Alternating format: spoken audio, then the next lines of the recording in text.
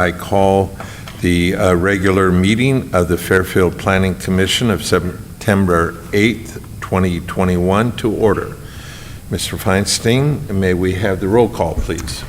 Yes, Commissioner Werblin. Commissioner Smith let us know at the last meeting he would not be here tonight. Commissioner Evans. Present. Commissioner Cruzen. Present. Vice Chairperson Childs. Present. Chairperson Matthews. Present.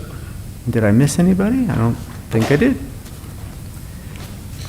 Okay, Commissioner Child, would you mind leading us in a Pledge of Allegiance? Yes.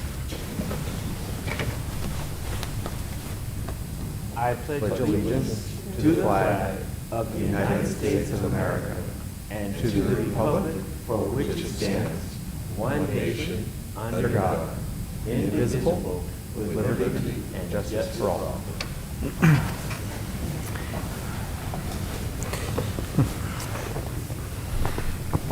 Thank you. Okay, for the public, information on speaking at tonight's meeting. Out on the outside table, there are speaker cards in the lobby that must be filled out by anyone, including the applicant, if you'd like to speak on an item.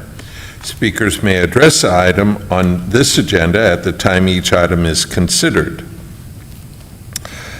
Please pass the card to the front prior to the public comment on the item. Each speaker will be given 3 minutes to address the commission. The next item is approval of the agenda. Are there any changes to the agenda, Mr. Feinstein? Yes, there is one change. We realized that the minutes did not go out to you, the draft minutes from our last meeting.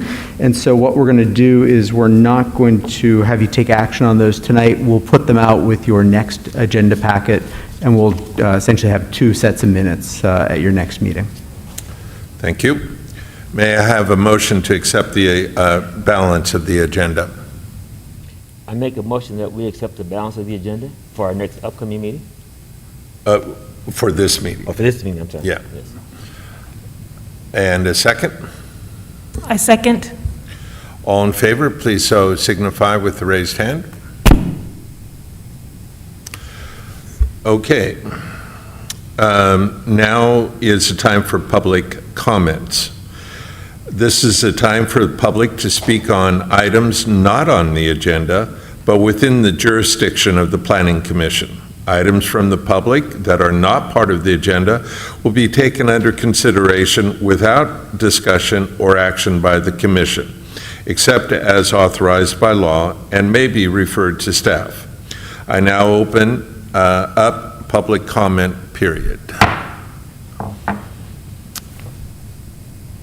Seeing no indication of speakers, I now close the public comment period.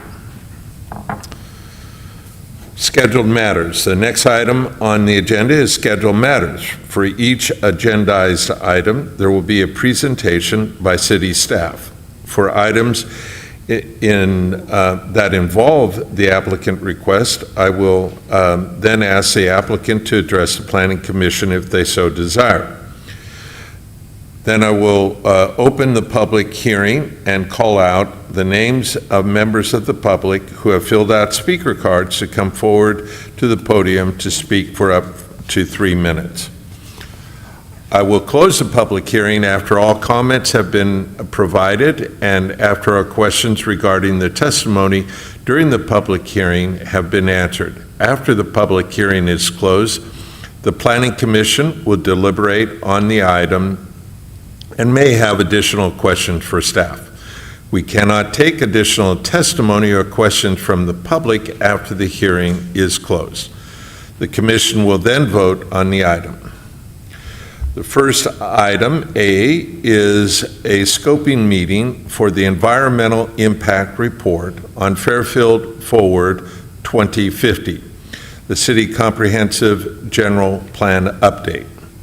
Our staff person is Amy Kreimeier, and we thank you for being here and turn the time over to you. Thank you. Good evening, Planning Commissioners. So tonight we are here for the Environmental Impact Report Scoping Meeting for the Fairfield Forward 2050 project. This project began in January of this year, and it includes a comprehensive general plan update, a preparation of a climate action plan, an update to our city's housing element, and the preparation of a program environmental impact report. So we are beginning the work on the environmental impact report, and we have Allison Moore here with you tonight from our consultants team, Diet and Bhatia, who will take it away from here. Thank you, Amy, and good evening, commissioners, members of the public. So tonight, as Amy mentioned, I'll be presenting on the environmental impact report preparation process for the Fairfield Forward 2050 project. The California Environmental Quality Act is one of the state's most important environmental protection laws that requires local government agencies to inform decision makers and the public about potential environmental impacts of proposed projects and to reduce those environmental impacts to the extent feasible. This evening's meeting is part of the formal process where we begin to document and thoroughly inventory all of the concerns or environmental resources that relate to the Fairfield Forward 2050 project, specifically with regard to environmental impacts. As some background, a notice of preparation was released on August 16th to the public and sent to relevant agencies, informing them of the intent to prepare an environmental impact report, or EIR. You'll hear that a lot. Release of the notice of preparation, or NOP, kicked off a 30-day public comment period where agencies and members of the public can raise any areas of concern related to environmental impacts. The end of the 30-day period is next Thursday, September 16th. So some objectives. Tonight you'll hear about the scope and content of the EIR. This meeting is not intended to be one where we discuss the merits of a general plan update, nor the place to raise issues related to general plan concepts. Rather, this serves as a meeting where we listen to and document in detail all concerns submitted by the community, state agencies, and other relevant entities. And this should just be general plan update, not specific plan. Sorry about that. So I will first go over what the Fairfield Forward 2050 project involves, the EIR process, requirements under CEQA, and then what our next steps will be. So the planning area that's part of the Fairfield Forward 2050 project and what the EIR will cover includes everything in this purple line. That includes the city limits in black there, Fairfield sphere of influence in the light orange, and surrounding lands that bear relation to the city, or where the city may seek to affirm a policy direction, for example, such as preservation of the Sassoon Marsh. The Fairfield Forward 2050 project, as Amy mentioned, involves an update to the city's general plan, which was last updated around 20 years ago and will incorporate all of the new laws and community vision. As part of that general plan update, the city is also preparing an update to the housing element to address Fairfield's housing needs, and a climate action plan that will outline the strategies the city will pursue to meet California's ambitious climate change goals. More information on the Fairfield Forward 2050 plan can be found at the project's website, fairfieldforward.com. So the general plan topic areas will include those required by state law, those on the left, and as well as several other optional elements. The general plan will advance the vision and guiding principles that the Planning Commission and City Council indicated support for in June of 2021, and these will also inform future policy development. The full version of the vision and guiding principles is available on the project website.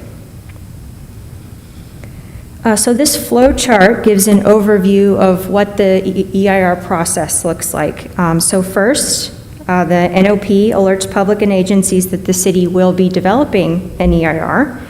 Then come the technical studies as part of environmental review that will include traffic and utilities and other technical analyses, the findings of which will be distilled and then used to write the administrative draft EIR. When the draft EIR is published, the public and other agencies will have the opportunity again to provide comments for 45 days. The city is obligated to prepare written responses to these comments in a compiled document, and that document with the draft EIR will constitute the final EIR. Once that is published, it will then be circulated to commenters for 10 days, and then after that, public hearings will be held to consider the final EIR.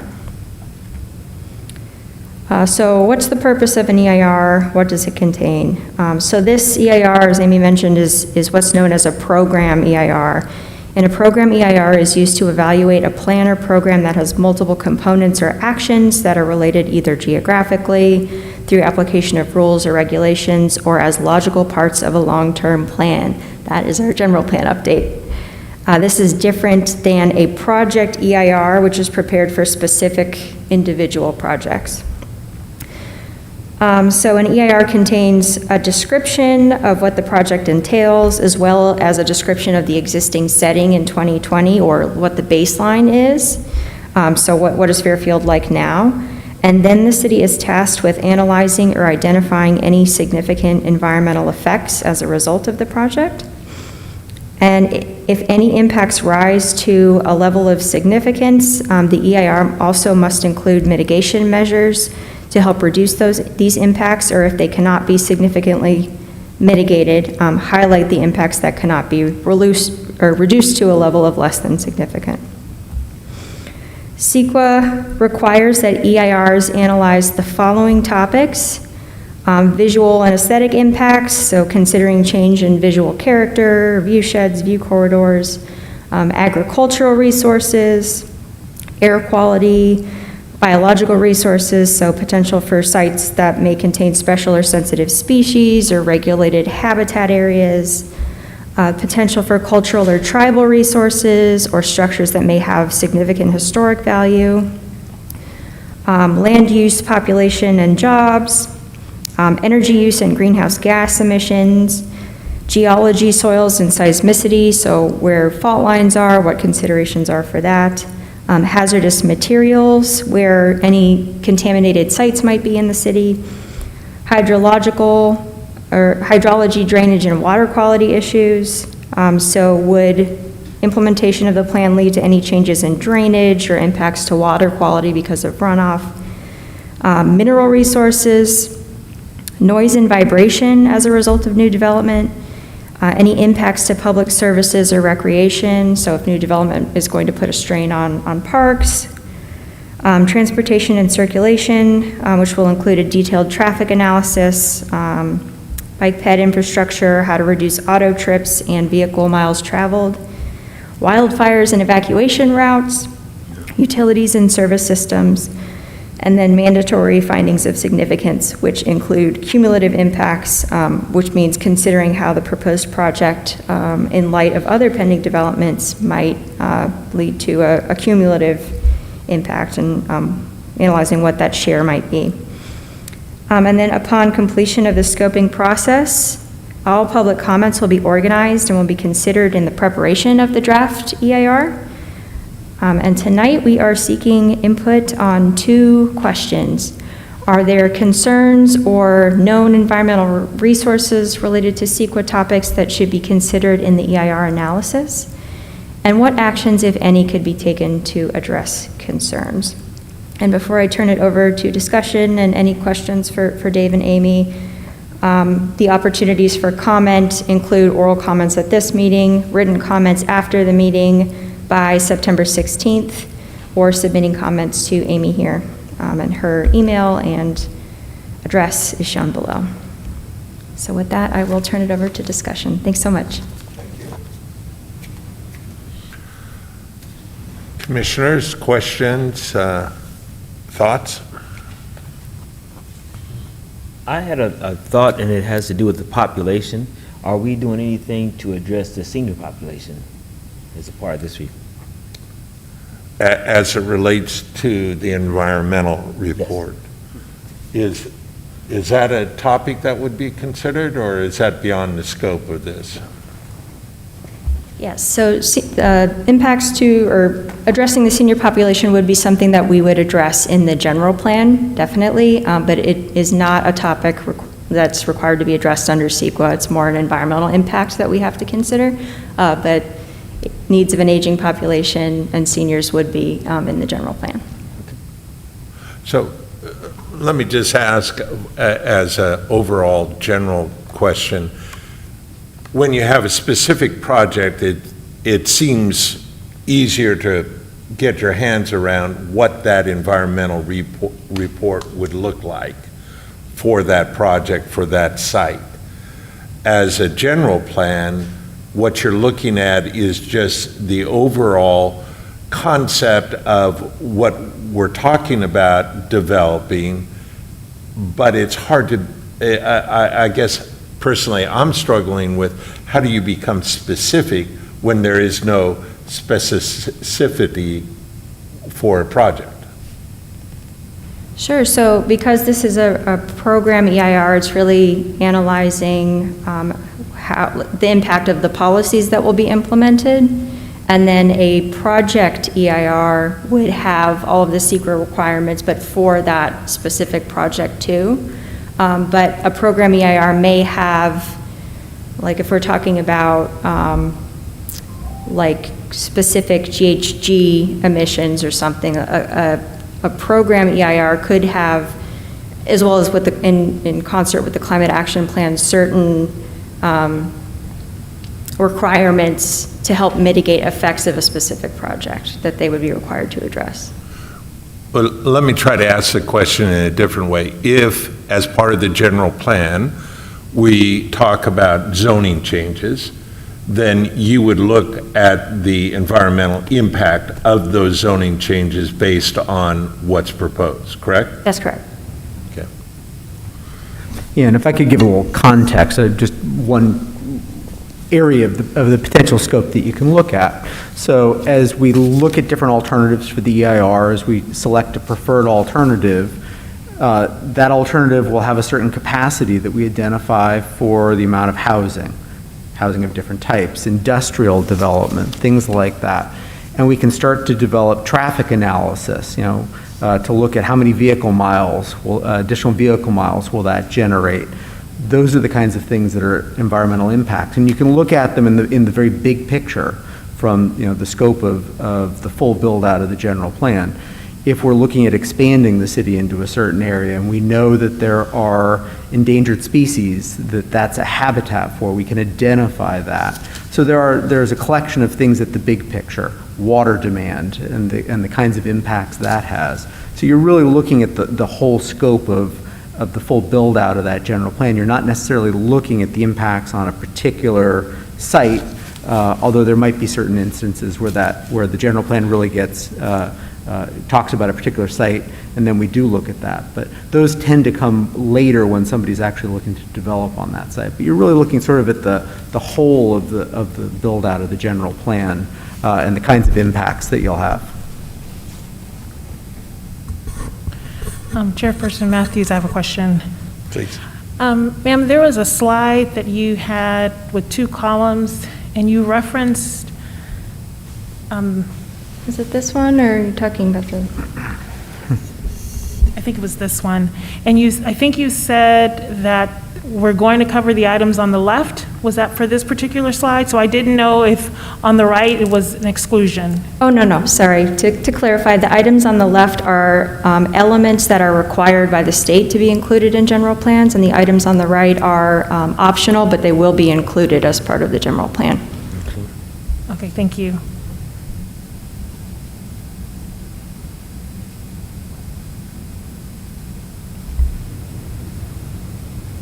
Any other questions, items for discussion?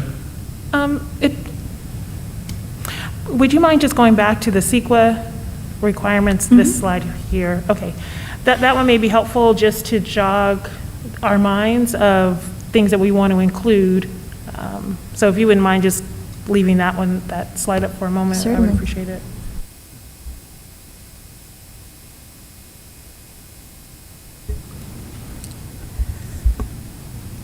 I have Yes, Commissioner Evans. I'm trying to, like Commissioner Matthews said, narrow this down because it's such a broad focus.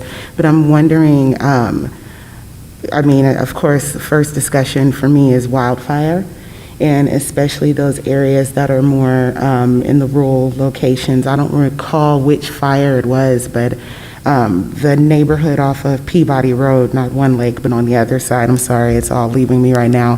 When they had to evacuate, they had a lot of residents had a horrendous time being able to get out of that area because there were so few roads to evacuate or ways out, or people may not have been familiar.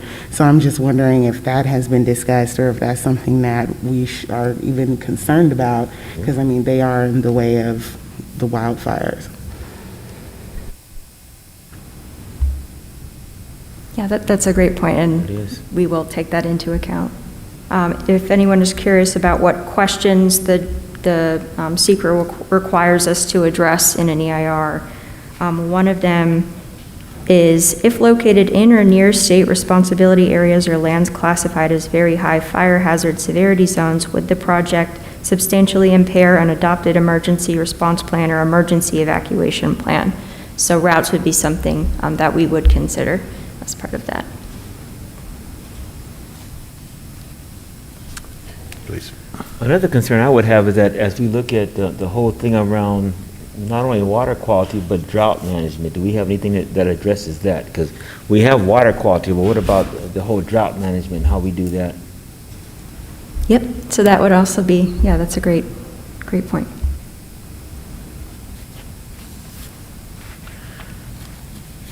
I think another important part is, while we are balancing open space with increased housing, I think that really ties into air quality. When you have, especially in urban areas and manufacturing, typically those areas have poor air quality, especially with our pediatric population, increase in asthma. So I think that's important to look at, those type of housing projects, or not, those type of housing developments is the word I want to use, and what that means for their air quality.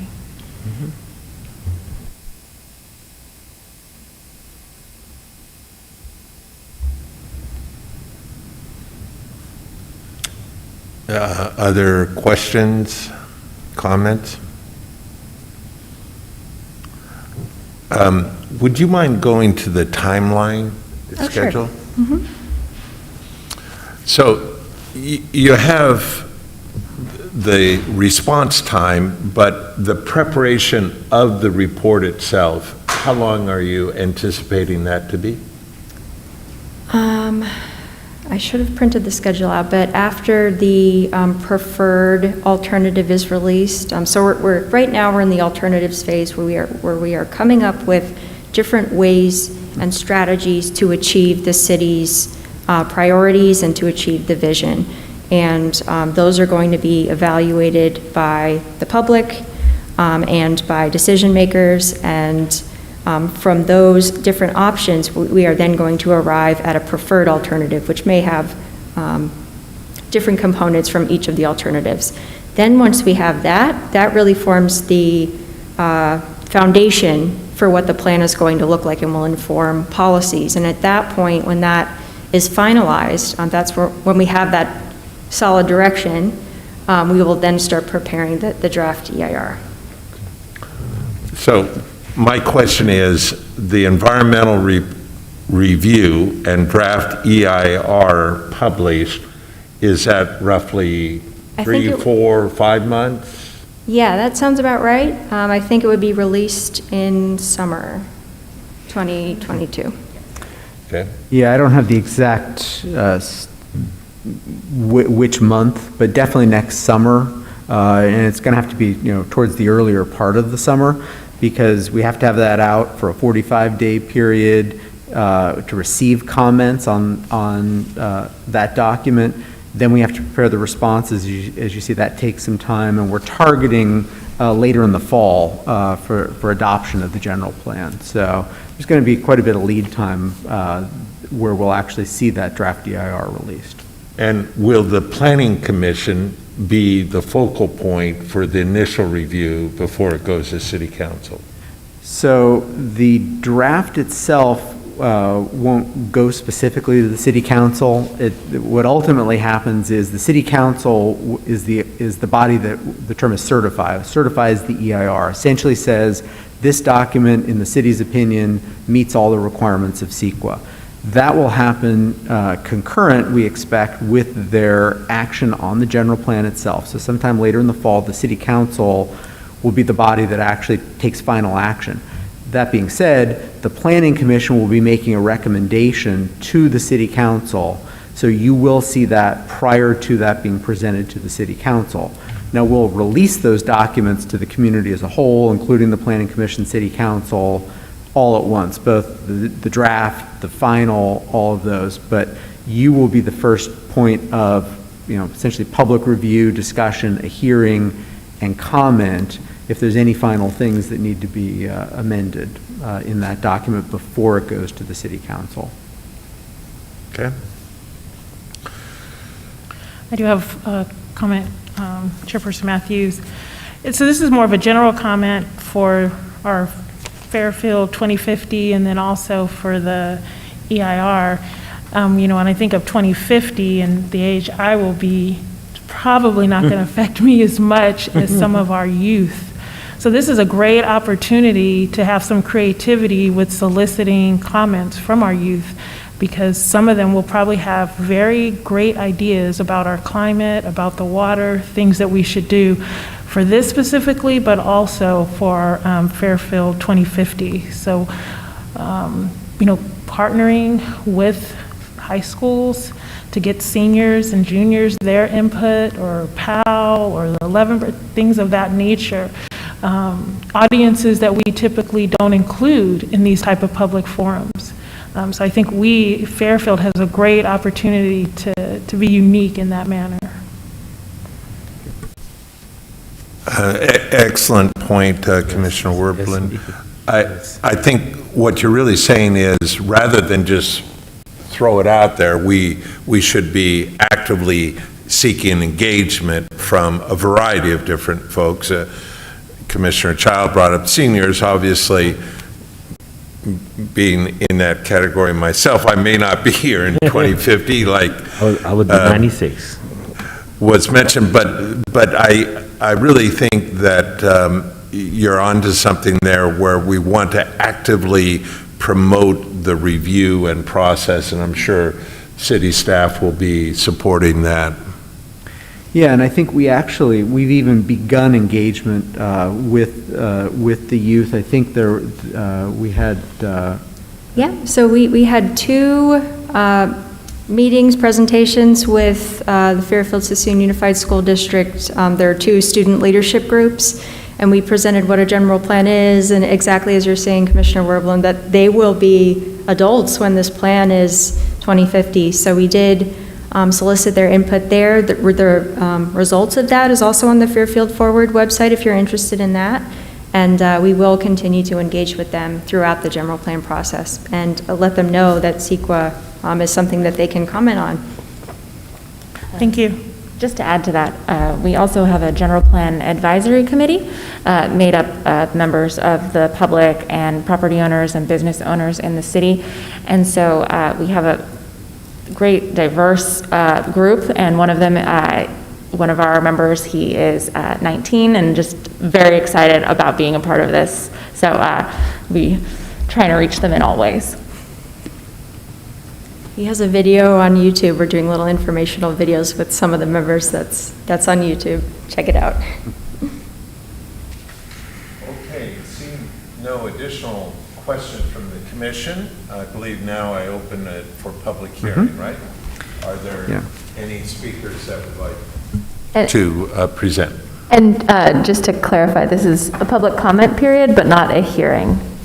Okay, so I'm officially opening the public comment period.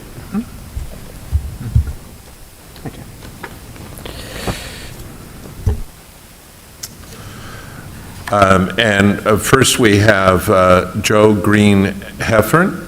Please come forward. Good to see you again. Thank you. Hi. I'm speaking, I guess, as a resident in the Cordelia area, And I'm also City of Fairfield's designated representative on the Solano Transportation Pedestrian Advisory Committee. So I've been involved in issues related to active transportation for the city. I do want to compliment, I have attended some of the workshops that the city planning staff and consultant have done, and I think they've done a very good job trying to engage. It's just hard to get the public involved, but there's been a good effort, and I think the existing condition report and guidance for the vision makes sense from my perspective. I guess I do want to call out a couple items. I will be submitting written comments. I guess the first is the general category of kind of larger scale and longer term land use plans and policies, because while we tend to think 2050 is a long time and I'll be dead, but the facts we put on the ground are very hard to change once they're on the ground. So I think we need to be cognizant of what's going on, and I guess a couple areas. One, Plan Bay Area 2050, Plan Bay Area has their plan out for the region, entire 9-county region, of which Solano Transportation's part. And my understanding is population projections and those are consistent. But there are other elements of Plan Bay Area that I think are important, and in particular because they will affect funding that comes from MTC and ABAG to the city. So I think the evaluation needs to be pretty explicit in where the city's plan is consistent with Plan Bay Area 2050 and where it may differ, because it has an impact. Same thing goes with transportation. SMART is expecting sometime in the future to have a rail extension from Marin County to Suisun City, and that will be a big driver on a lot of things in this city. So I think the plan needs to be pretty explicit about how that would be accommodated in terms of access to the Suisun City Station from downtown, better access, a new station in Cordelia that's planned, and land use that's more transit-oriented around those locations. The third area is the sea level rise, and BCDC came out this past month with new guidance for sea level rise projections and how it should be evaluated. And while it doesn't directly affect city lands, other than maybe around the wastewater plant in a few areas, the water levels that they're projecting will impact the backwater that affects the creeks and drainages. So the hydrologic analysis can't look at the 100-year and 500-year flood level based on current sea level conditions. It needs to look ahead, and not just to 2050, it needs to look ahead to the end of the century, and there's guidance in there. So need to be planning ahead. Once facts are on the ground, it's very hard to change them. Then we're stuck protecting things rather than saying, maybe we never should have put that key water line in this area that's flooded, 5 times a year. So I think the big picture is really important in terms of region and time frame. So thank you. Thank you, Joe. If I recall correctly, you're also the HOA president for... Our board member now. Oh, okay. So we appreciate your involvement and excellent points. I'm sorry, is it Batson? Mr. Batson? Please come forward. Good evening, Commissioners. Jack Batson. I've been around for about 50 years now in Fairfield. I've always been interested in the city and how it grows, and my special interest is having a really nice place to live as much as we can. The long-term best interest of the people of Fairfield has always been my guiding principle, the long-term. And long-term because sometimes it doesn't seem right now that this might be the best thing to do, but in the long term, we hope it is. In the advisory committee, one of the meetings, 2 of the participants registered verbal interest in moving into Suisun Valley. That Fairfield had to grow, we needed jobs and all of that. Oh, I'm sorry. Your general plan, of course, says that the people of Fairfield get more subjective benefits with Suisun Valley. It's not in the city of Fairfield. We don't have any agricultural land to speak of in the city of Fairfield. But we use that. We go out and buy fruit. We buy fresh vegetables. We have wine. And we like the feeling of something other than concrete and asphalt, which cities necessarily give us.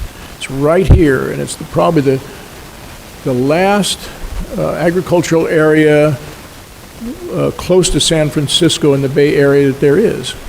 And I treasure it. You'll have two things to think about. One is political, to be very honest with you. There are special interests who would like to move into the valley. And here you must think about the long-term general interest, not the special interests of what it would be like. More to your position, of course, in land use and in the Planning Commission is the agricultural use of this area. Not in Fairfield, but it's in your planning area, Suisun Valley. And I would hope that you look very carefully at any usage of prime agricultural land that's other than agriculture.